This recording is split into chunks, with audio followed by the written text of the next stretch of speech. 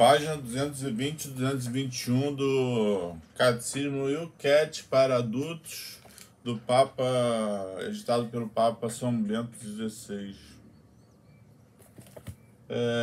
Vou começar lendo aqui as barras laterais. A oferta de assistência e não o movimento de eutanásia é a resposta humanamente aceitável à nossa situação. O poder da imaginação e a solidariedade em face aos problemas gigantescos que temos pela frente só podem ser mobilizados se o recurso negativo for bloqueado de forma inexorável, onde a morte cultivada é considerada parte da vida. Aí desponta a civilização da morte. Robert Spaceman, filósofo alemão. Se uma pessoa já não se está segura no seio de sua mãe, onde estará então ela ainda está segura no mundo? Phil Bosmans, sacerdote e escritor belga. Os cristãos casam-se e têm filhos, como os outros, mas não abandonam os recém-nascidos. Carta de Diogueto, século II. O aborto é um infanticídio, são crimes abomináveis. Gaudium et Spes, número 51. Tudo o que tem a saber sobre o aborto encontra-se no 5º mandamento, cardeal Christopher Stockborn. Não deves abortar nem matar um recém-nascido. Doutrina dos 12 Apóstolos, século III. Deus dá-nos coragem para proteger a vida que está por nascer por uma criança e maior do dom de Deus a uma família, a um povo e ao mundo. Beata Madre Teresa, quando recebeu o Prêmio Nobel da Paz em 1979. A deficiência diagnosticada da criança não pode ser motivo para abortar, porque também a vida com deficiência é querida e apreciada por Deus, e porque nessa terra também ninguém pode ter certeza de viver sem limites físicos ou espirituais. Bento XVI, 28 de 9 de 2006. Aqui eu vou ler a página em amarelo que fica dentro desse livro aqui. Depois eu vou dar minha opinião sobre o assunto, porque eu tenho uma experiência muito interna com o aborto. Questão é se matamos uma pessoa que está morrendo ou se permitimos que ela morra. Quem, no caso da chamada eutanásia ativa, assiste uma pessoa para que ela morra, atenta ao 5º mandamento. Quem, no caso da chamada eutanásia passiva, assiste uma pessoa quando ela morre, obedece ao mandamento do amor ao próximo. Neste último caso, esta morte de um paciente é iminente. Trata-se da renúncia às medidas extraordinárias, dispendiosas e sem efeito. A decisão aqui pertence ao próprio paciente, que pode determinar antecipadamente por testamento vital. Caso não tenha feito, nem esteja agora em condições de fazer, um legítimo representante terá que tomar a decisão em conformidade com a vontade declarada ou provável do paciente.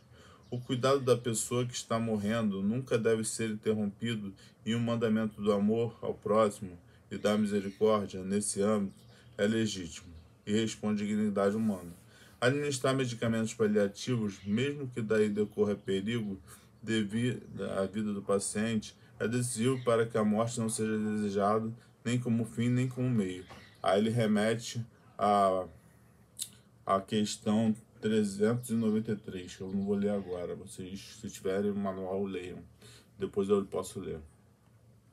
Por que não é aceitável o aborto em uma fase de desenvolvimento embrionário? A vida concedida por Deus é uma posse direta e sagrada desde o primeiro instante e deve ser preservada de qualquer atentado humano. Antes de formar no ventre materno, eu te escolhi. Antes de que saísse do seio de tua mãe, eu te consagrarei. Jeremias 1, versículo 5. Só Deus é o Senhor da vida e da morte. Nem sequer a minha vida me pertence. Cada criança tem direito à vida desde a sua concepção, desde o início do nascituro e na própria pessoa, cujo círculo de direitos ninguém deve violentar, nem o Estado, nem o médico, nem mesmo a mãe. A posição da Igreja não é carente de misericórdia. Aliás, ela pretende alertar para danos que são causados à criança morta, aos pais e toda a sociedade, e que nunca mais poderão ser reparados. Proteger a vida do inocente pertence a mais nobres tarefas do Estado. Se ele se furtar a esta missão, destrói ele próprio os alicerces do Estado de Direito. Remete à pergunta, questão 323. Por que uma criança portadora de deficiência ser abortada? Não, abortar uma criança portadora de deficiência é sempre um crime grave, mesmo quando o motivo é poupá-la de um sofrimento futuro. Pode-se realizar-se investigações em embriões ativos em células embrionárias estaminais embrionárias? Não. O embrião são seres humanos, porque a vida humana começa em fusão de espermatozoide com óvulo.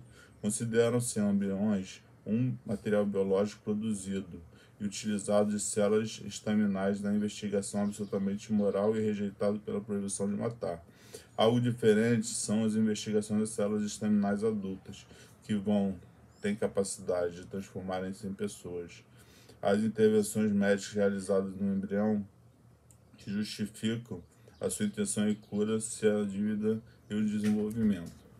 Então depois eu coloco as referências aqui embaixo da página 210 e 211.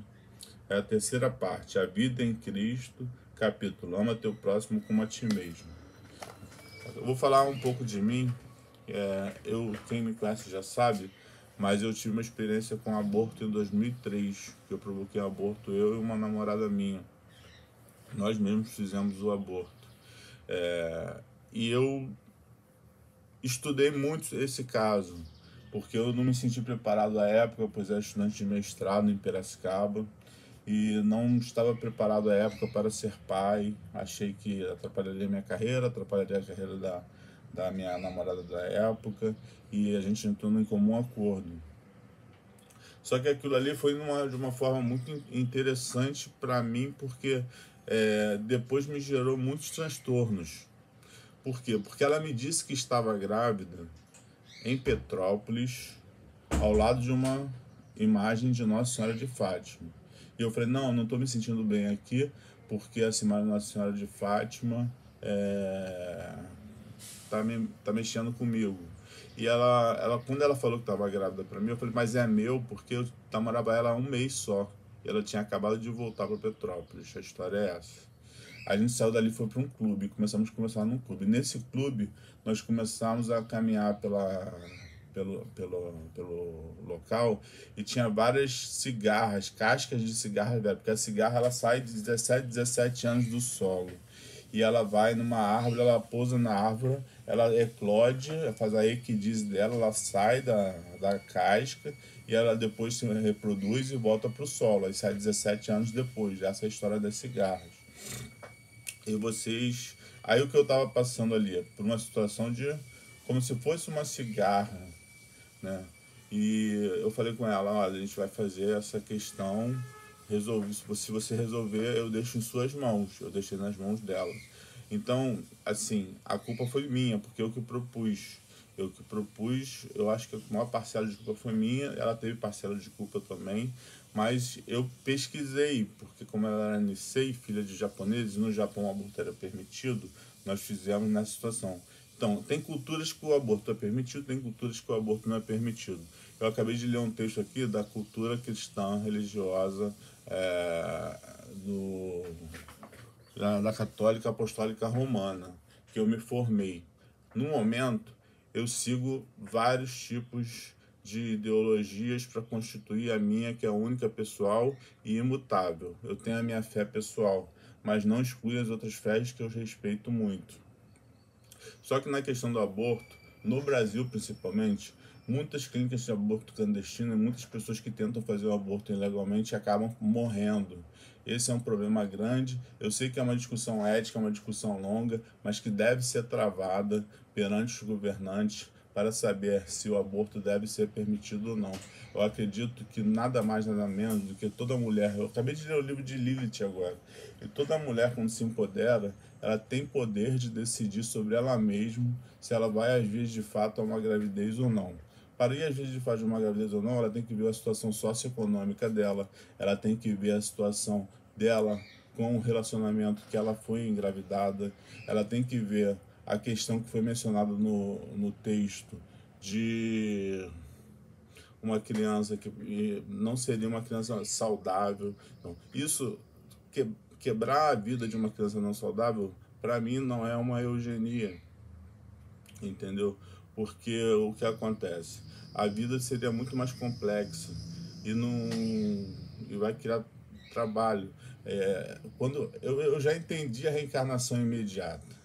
Na reencarnação imediata, se você faz um aborto de uma criança, ela já vai, a essência dela já vai na velocidade do sistema Terra, que é a velocidade da luz, atraída pelo Sol e o magnetismo, a gravidade, a força fraca e a força forte. Ela vai até o Sol, dá a volta. Em 8 minutos ela chega até o Sol, dá a volta no Sol e volta para a Terra, e ela já volta na fecundação de um novo óvulo. No caso, ela pode estar dentro da esfera da existência humana ou animal. Depende da vontade daquela essência ali. Isso outras religiões falam também, que eu não vou citar aqui agora porque vai ficar longo demais o vídeo, mas a gente pode conversar sobre isso aí lá nos comentários. E o que acontece? Cada dia vai ficando mais interessante conversar e fazer os vídeos com vocês. Esse manual eu recomendo para todos os estudantes de teologia, para todos os estudantes de cristianismo, para todos os estudantes de outras religiões. É fundamental para vocês terem e serem gratos por todos os livros que chegam até você. Esse livro aqui chegou para mim na igreja de Nossa Senhora Auxiliadora por R$1. R$1 eu tenho um livro aqui escrito por um papa que comanda tanta gente, que é um líder. E a gente pode fazer comentários em cima deles, sem problemas, porque a gente está numa democracia, entendeu? Eu vou deixar claro que eu estou escrevendo um monólogo agora, que eu vou deixar o link aqui, o nome do monólogo, e quem tiver interessado, veja nos meus canais, acompanhe meus canais, porque o monólogo está para ser lançado no dia 24 de maio de 2021. E esse monólogo trata sobre a vida de Gedemin, que é um personagem que eu criei de mim mesmo, que é o Gustavo, que saiu de uma vida na qual ele era funcionário público federal, tinha uma vida que ele tinha tudo que um homem podia querer, não estava satisfeito na idos de 2003. Ele tinha namorada, ele tinha casa, ele tinha carro, ele tinha até amantes ocasionais, mas ele não estava satisfeito. Por quê? Porque ele não se arrependia do aborto que ele tinha cometido no ano de 1999 para 2000. Olha só o que aconteceu. Ele teve uma culpa grande. E ao longo do tempo ele evolui, e evoluindo, ele desenvolve comportamentos esquizoides em 2003. Desenvolvendo comportamentos esquizoides, ele passa por uma situação na qual o que acontece com ele não é reconhecido pela família como bem, não é reconhecido pelo trabalho com a gestão do bem. Ele é sequestrado em um hospital psiquiátrico. Ele passa pela internação, não aceita medicação. Ele é muito resistente à medicação, e sendo resistente à medicação, o que acontece? Ele vai ficando cada vez pior no quadro, sentindo a raiva, sentindo vários sentimentos que são pesados, que geram necessidade de um tratamento posterior, para depois ele estar falando aqui para vocês, confessando a vocês, que eu acho que a verdadeira confissão deve ser feita àquele que você ofende, né? E eu ofendi a você, que pode estar vendo esse vídeo agora com 20 anos de idade e ser minha filha, ou como eu tenho uma prova, a minha filha está na minha família. Por quê? Porque aconteceu do meu iCloud gravar um vídeo da minha afilhada de consagração como se fosse do ano de 1999, em novembro, que foi o ano que a gente teve a relação, eu e a minha namorada da época, que o nome dela significava pureza, e ela era realmente uma mulher muito pura, entendeu? Eu tô abrindo o jogo da minha vida para vocês aqui, para vocês entenderem a minha história. A minha história teve pedras, e eu tô lapidando elas a cada dia que passa. E essa lapidação, eu não quero tornar ela num diamante para ser bela, para ser o mais eficiente, mas eu quero me tornar numa pessoa que possa levar a verdade. É que uma pessoa que comete erros, ela pode se recuperar se tornando virtuoso. Uma pessoa que comete atrocidades como um crime de aborto, para alguns que são uma atrocidade, ela não está condenada ao inferno. Por quê? Porque todos nós somos deuses e todos nós temos decisões sobre as nossas próprias ações. Só que você tem que ser encarregado do karma que você gera nessa vida aqui quando você faz um ato como um aborto ou matar, tirar a vida de alguém. Você gera um karma. E para cumprir com esse karma, você tem que pagar por isso. É o preço da vida. E você paga. Eu me paguei me arrependendo. Eu precisei de muito tempo para me perdoar. E pagando por esse karma, eu estou exercendo o meu Dharma cada vez mais. Cada vez mais o meu Dharma, que é o Dharma do amor universal. E conhecendo o seu Dharma, você evolui tanto que você se torna um ser estelar, que vai além das crianças geração milênio que estão nascendo agora. Os seres estelares são seres que só fornecem luz.